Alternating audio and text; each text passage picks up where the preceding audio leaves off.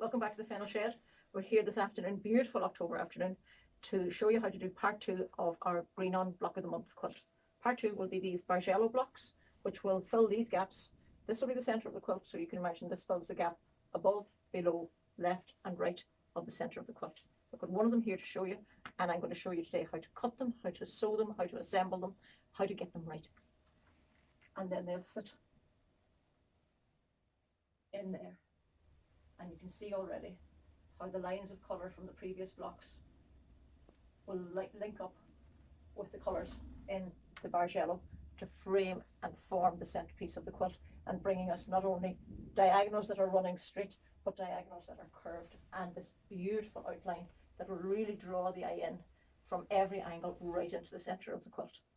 Now the first thing I have to do is some cutting, so I'm going to go now to the cutting board. Okay, so here we are with the fabrics assembled on the cutting board for the Bargello blocks. We use equal quantities of all 8 fabrics for these blocks, and you need 1 strip of each fabric per block.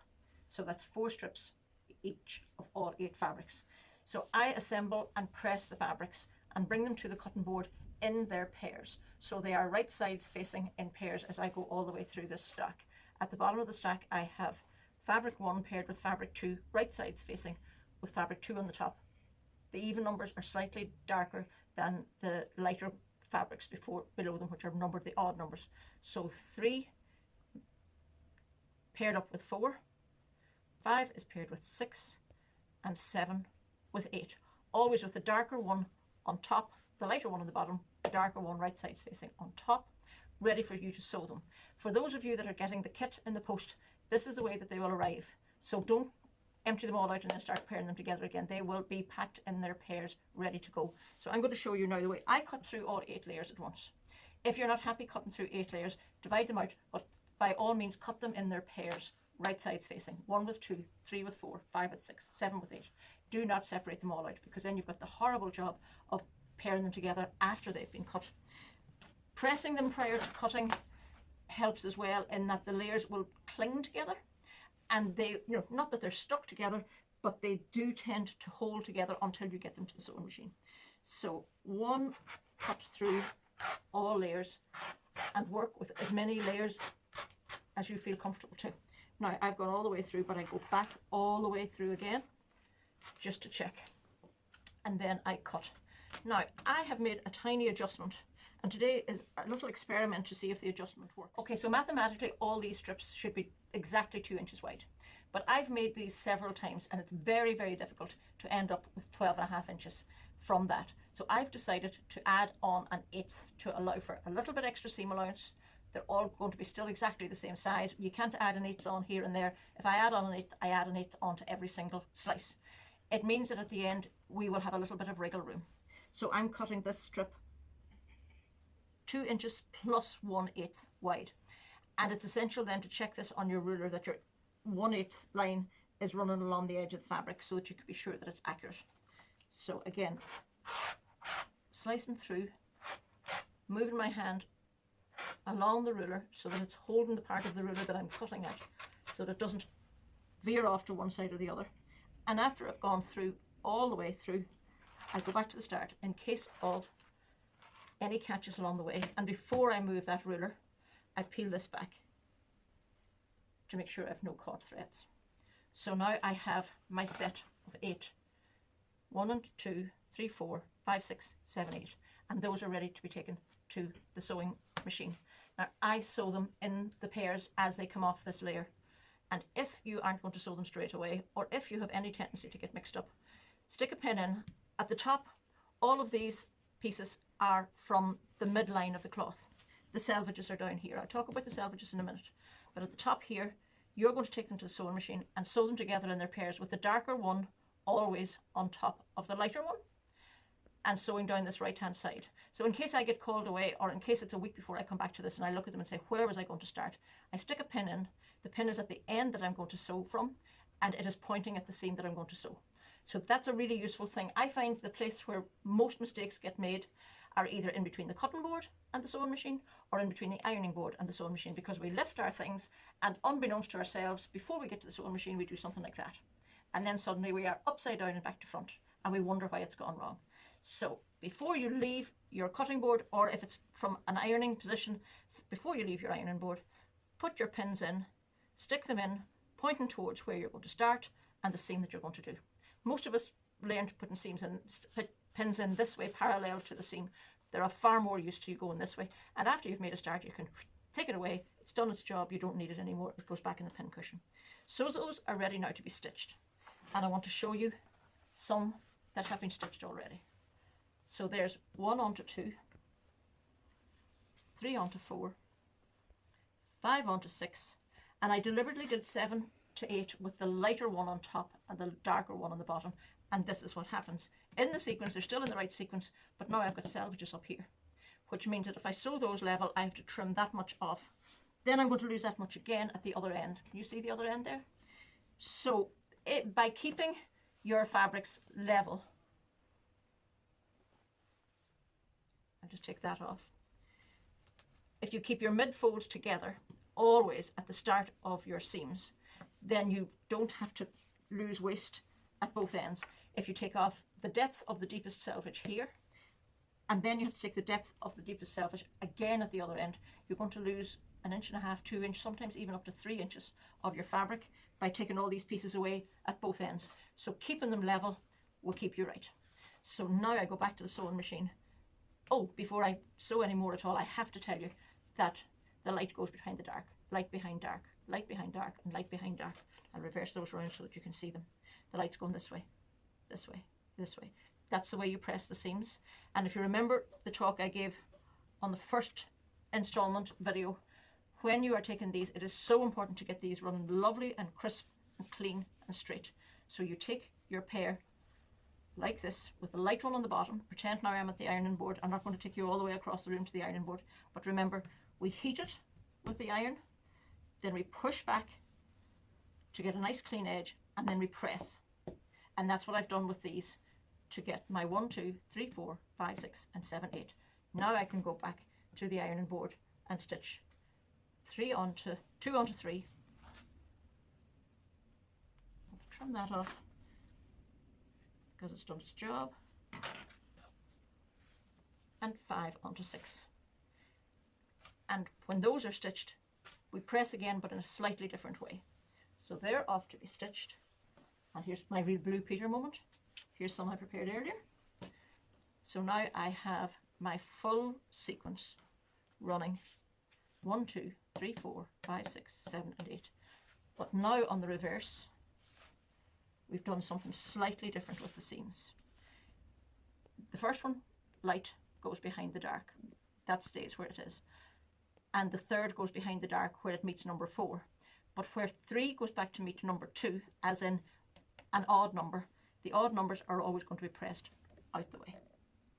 The even numbers, number 2, 4, 6, and 8, are always going to be pressing in the way.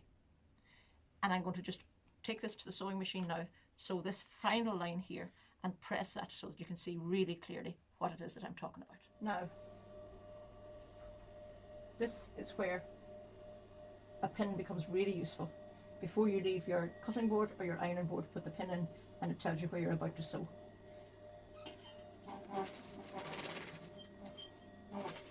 And then as you approach where the pin is, it just can be removed so easily.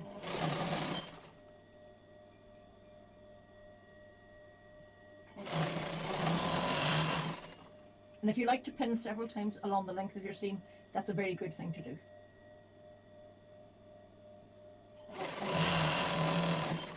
The last thing that you want to have on these Bargellos is to overstretch any of your fabrics, because then you begin to get wavy lines and it makes it impossible to get lovely straight structure in the next stage of the process.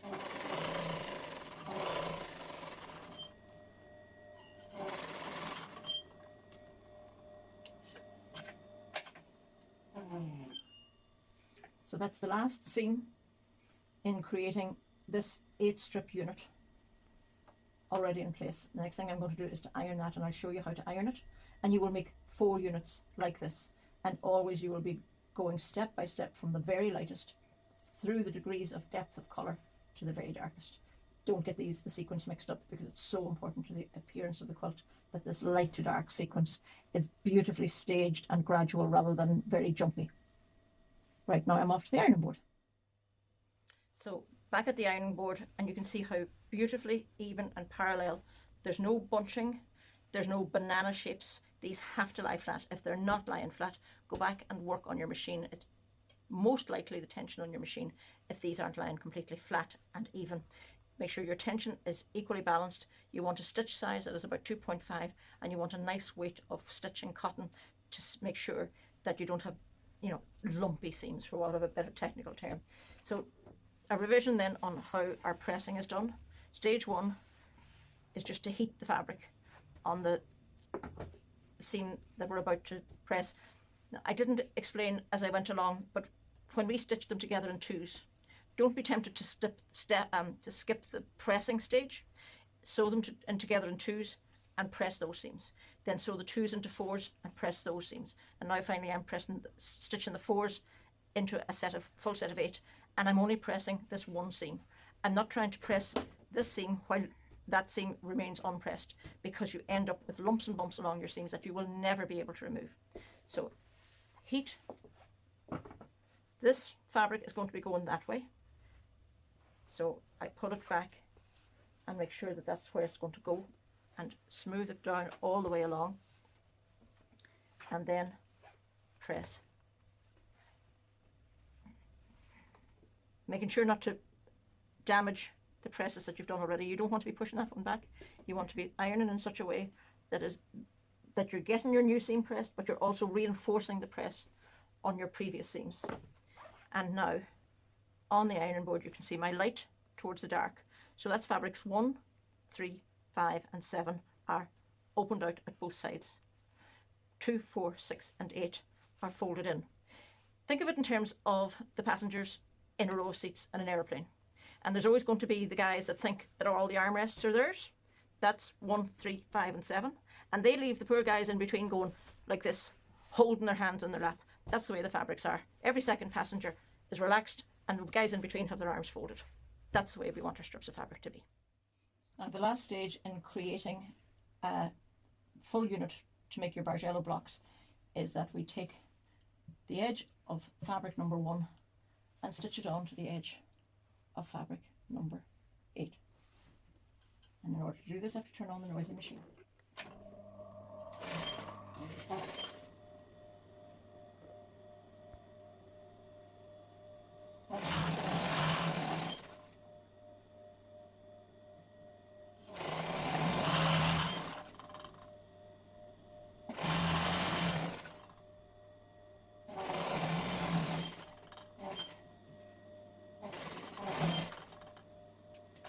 So I'm going to press this one very carefully to make sure that my light is folded towards its neighbouring fabric in both directions. And then I essentially have a striped tube that gets subcut to create the elements of the Bargello. So now we have our 8 strip tube, and you will be making 4 of those, 1 for each block. And here, remember I said about having all your selvages at one end? So with one cut here, we remove all those uneven selvage ends and take those away. And that's the only piece of waste that we've got in the whole thing. So in terms of use of fabric, it's a really good technique. Now I have my list of depths of slices. So the first one is the center slice, and it's cut 2 inches wide. After that I'm going to be cutting in pairs. I need 2 matching coming either side of the center and working in pairs all the way to the edge of the block. So rather than doing those in single slices and running the risk of getting some of them wrong, I'm going to measure the size of my remaining piece, and I've got about 19 inches here, and so I'm going to cut that in half. More simply again would be to fold it in half. Sometimes it's safer. I find trying to do numbers on the board, you can make a very simple mathematical mistake, you know, an arithmetic mistake very easily, and sometimes just to do the fold trick is a much safer option. So now I can put 1, directly placed over the other. I make sure that I don't have a big build-up of one seam sitting on top of the other, and that feels lovely and flat. I still put something with a bit of weight on it at the end so that I can cut without the fabric moving too much. Something like an old dry iron, you know, the old-fashioned dry irons, or anything that has a bit of weight to it. A big heavy book is great. And now I'm going to cut the various size pieces that I need to take me from the midline right out to the outside edge. So I started with my 2-inch, and now I'm going down to 1.5,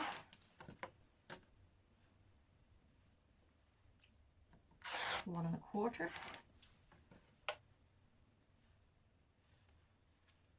and 1,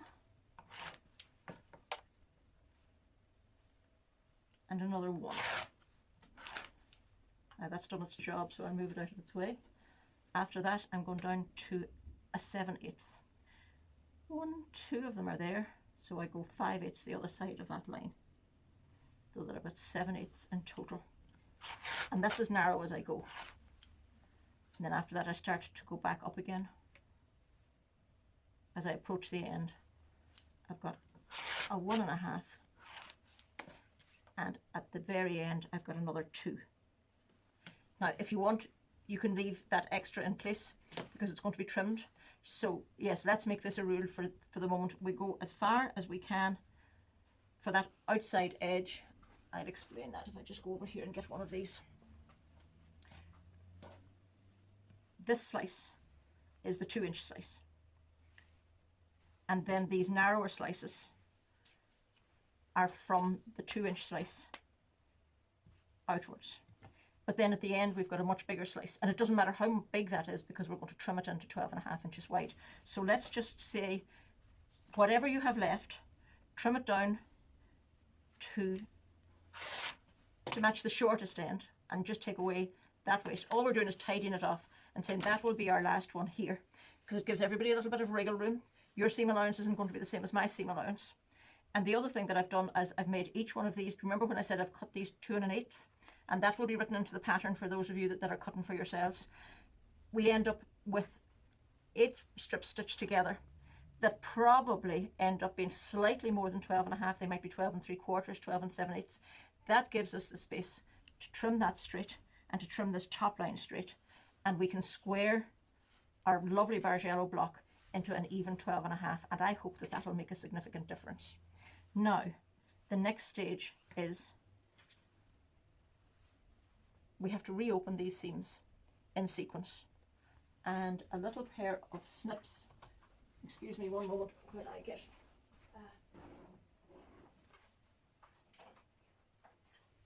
Jack the Ripper is in hiding.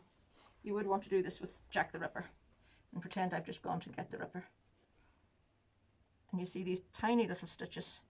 We want to open one seam for every one of these until, and I'm just going to take myself off. Once I've got this one finished, I'm going to take myself off because I know where I last saw Jack the Ripper and I need to go and get him.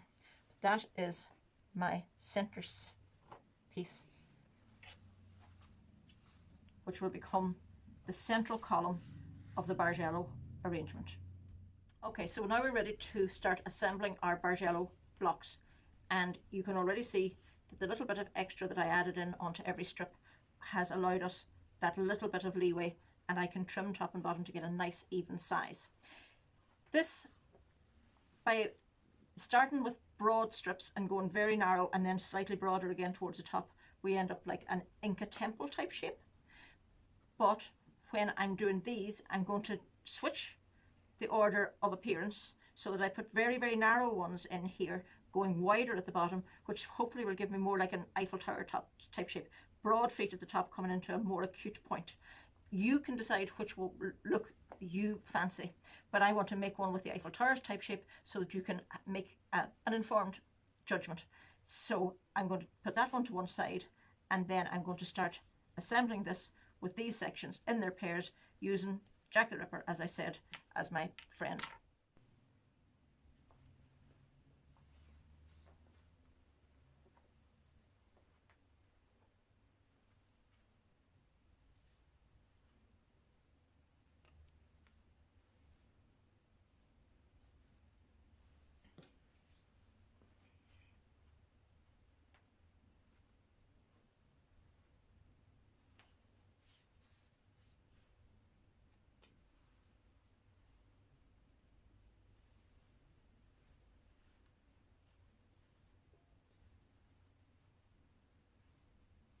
Now I've got all the elements prepared and cut and separated at the individual parts of the seams to make the shape that I want to. And be very, very careful when you're opening these that you don't open the one at the bottom of the square rather than at the top of the square, because then you're just going to have to go back, sew them back together again, and take Jack the Ripper back into your hand. It's the only process where I think we are legally allowed to use Jack the Ripper, as in he's part of the process rather than somebody that we send for in an emergency. Little word about Jack the Rippers: if you ever see that Clover one for sale, I find it a particularly good one, very comfortable in the hand, very sharp on the edge, and you can actually run along seams with it if you get the right groove. So it's a good guy. Now I'm going to take and press and clean up all these edges, take away all the little broken threads before I start to sew. Then I'm going to start to sew from the middle out and working all the way out in one direction, all the way to the edge, before I go back then and start in the other direction. Because if you try to do left, right, left, right, left, right, there are so many opportunities for going wrong that, to me, I've tried it, didn't work. You do it, find the way that works best for you. But for me, here to the edge, then go back to the middle, and from the middle to the edge in the opposite direction. Now you can do that on all four, one after the other, and that works really well. But irrespective of whether you're working on one block or 20 blocks, stay working in one direction until you get completely to that edge, and then come back and do the other direction. Now I've brought the whole lot, and it's great to use a tray like this so that you can lay out all your sections and then lift it over to your iron and to your sewing machine without disturbing anything. Because what I'm going to do now is sew these together, these two together, these two together, and these two together, always flipping the right hand one over onto its left hand companion. And then I'll press them all, and then it'll be a case of sewing 2s to 2s and finally sewing 4s to 4s. Then I'll go back and repeat the process coming in from the other side, and that'll keep everything in its right place rather than falling out. And the worst thing that you get is having two together, but instead of them being stitched together that way, if you stitch them together here where my thumbs are and you do that, they're going in the wrong direction and you've lost the plot. So here I go, pairs all the way down the line.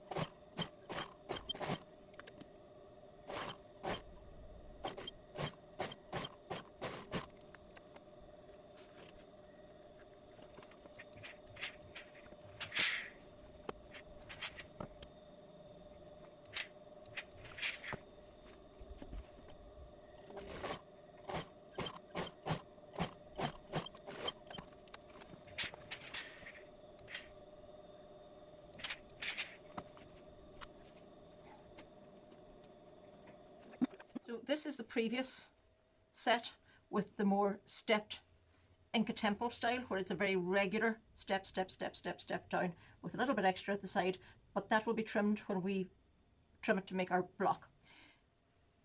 The new one that I've been working on today, I've stopped before I've joined the left hand side onto the center column, because at this stage I have a design choice that I can make. I can leave that as gradual as it is there and trim these by roughly a ½ inch each on the outside, or I can take over ½ inch in here. This one becomes narrower and the whole thing becomes more acute and more cleanly defined. And just for the fun, I'm going to go for the latter one with a much sharper rise the closer we get to the center, just to have the two to compare. So I measure what I've got at the base. I've got 6 inches here and I've 8 inches here. Add the two of those together and I've got 14. Take out a ½ inch for the center seam, and that brings me down to 13.5, but I only need 12.5 for my block. So I can take up to 1 inch away here. If I take the full inch, I've nothing left to straighten the sides. So I'm going to take 3/4, and I'm going to take that 3/4 off there. So I'll just move that to one side for the moment, line that up, make sure it's relatively straight, and then I'm going to take a scant 3/4 away from this centerpiece. So this centerpiece then will end up being not much wider than my index finger when it's stitched into the work, and that will give me that lovely acute but curved point that is reminiscent of the Eiffel Tower, if we ever get to see the Eiffel Tower again. Now you can adjust these measurements with your seam allowance. You may have slightly less or slightly more to play around with than I have. So I'll sew those two together and then remeasure and show you where I'm at. And then very last thing, I'm going to show you how to protect this, because we're going to make 4 of these today, and then they're going to be sitting for quite a while before they get stitched into the main piece, so it's important to protect them. So give me a moment to sew. Now this is what our Bargello block looks like when we've assembled it. I trimmed the 3/4 inch off that middle broad one. So my recommendation is that you keep a wide one in the middle and a wide one at each end to give yourself wriggle room. If you want to get a nice sort of a gradual beehive, this wide one can be replaced up in here at position number 2, and then gradually going down and having the steep steps at the outside. That gives you a lovely gradual curve. So you can play around with how you want this to look. You'll still end up, if you've got your sums right, with a piece that can be trimmed into being 12.5 inches square. Now you'll have noticed as I went along that every time I stitched a row, I turned it round and I pressed. And the only one here that hasn't been opened up at the seams is this last seam that I did here. So if you can come in closely and see what I do with these seams, at every junction I click the seam open. So one part of the seam goes away from me, the other part of the seam comes towards me. And that gives me that little junction. And that's why it was so important way back at the beginning when we were sewing our lights to our darks and our 3s to our 4s, that every second row of fabric was either pressed in the way or pressed out the way.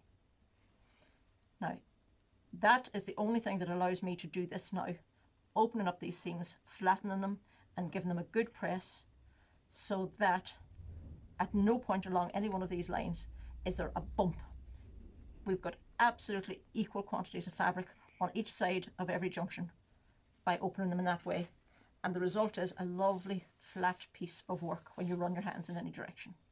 Now, the other change I made right when I started to talk to you first at the start of the presentation was, instead of doing the mathematically correct thing and cutting these rows all 2 inches each, I added 1/8 of an inch. Tiny change, but it has made all the difference. So now if I put the bottom of my block here and the top here, I can trim it to an exact 12.5. It doesn't change the appearance of the block at all, but it does change how it works within the structure of the quilt, because instead of trying to sew along that wobbly line disappears and becomes a beautifully straight line. Then I do the same thing side by side. So if I get my 10-inch line, which one's better, 15-inch, that position, you can see it, yeah? So I want to go 6 1/4 and 6 1/4. 2 6 1/4 will give me my 12.5. So from this line I go 1 2 3 4 5 6 and 1/4. And for best results, I turn the whole thing round, and now I can go from the 10 up to 22.5. Measure twice, cut once. So now I've got a 12.5 inch square, but all of those individual seams have nothing to protect them. They are as vulnerable as a newborn baby and shouldn't be let out alone. So I'm going to take this back to the sewing machine now. I'm going to put a big stitch on my sewing machine, and I'm going to sew these outline edges about 1/8 of an inch from the edge, only to protect those seams so that they don't open. You can see it on this, I've done it already on here. Put the stitch size up to 3.5, 4, it doesn't matter. It's to protect these junctions, that they don't split and open up, because we all know how difficult it is to repair those little tears if they appear anywhere along those edges. So I'm going to take a couple of minutes away just to whiz around that, and that's my block complete. So the completed block. And if you make 4 like this, you'll have this lovely distinct arched curve that really, really stands out when it's put into place. So I'm going to take this one and put it in its place on the design wall so that you can see the effect that it has. And then we'll talk about what we're going to do next.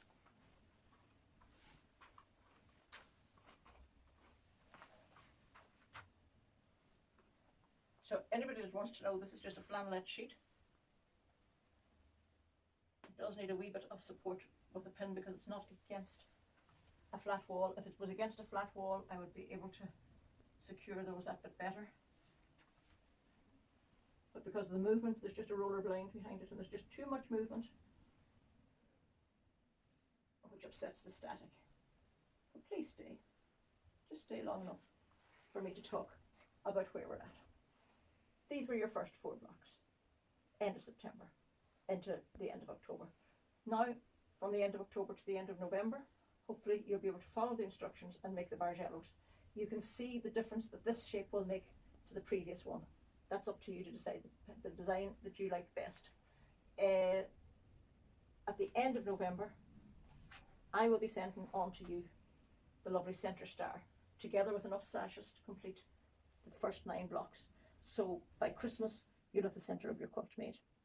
Then at Christmas time, you'll have log cabins to look forward to carry you through January into the early spring days. So you should be able to see your progress quite soon.